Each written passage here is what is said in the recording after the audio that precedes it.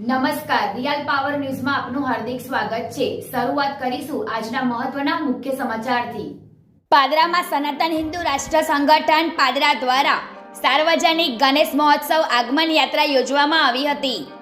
સનાતન હિન્દુ રાષ્ટ્ર સંગઠન દ્વારા પાદરામાં સાર્વજનિક ગણેશ મહોત્સવ ઉજવવામાં આવે છે, જેના ભાગરૂપે શનિવારે રાત્રે 8:30 કલાકે પાદરાના પરનામી અગરબત્તીથી ભવ્ય શોભાયાત્રાનું આયોજન કરવામાં આવ્યું હતું। આ શોભાયાત્રામાં સનાતન હિન્દુ રાષ્ટ્ર સંગઠનના તમામ કાર્યકર્તાઓ મોટી સંખ્યામાં જોડાયા હતા। પાદરાના ધારાસભ્ય ચૈતન્યસિંહ ઝાલાના હસ્તે ગણપતિ દાદાની આરતી ઉતારી શોભાયાત્રાની શરૂઆત કરવામાં આવી હતી। શોભાયાત્રાની શરૂઆતથી જ પાદરામાં મેઘરાજાની પણ એન્ટ્રી જોવા મળી હતી। મેઘરાજાની એન્ટ્રી વચ્ચે નીકળેલી ગણેશજીની આગમન યાત્રાએ પાદરા નગરમાં ભારે આકર્ષણ જમાવ્યું હતું। ડીજેના તાલ સાથે સનાતન હિન્દુ રાષ્ટ્ર સંગઠનના કાર્યકર્તાઓ મોટી સંખ્યામાં ઝૂમી ઉઠ્યા હતા, જ્યાં સમગ્ર વિસ્તારમાં ભક્તિનો રંગ જોવા મળ્યો હતો।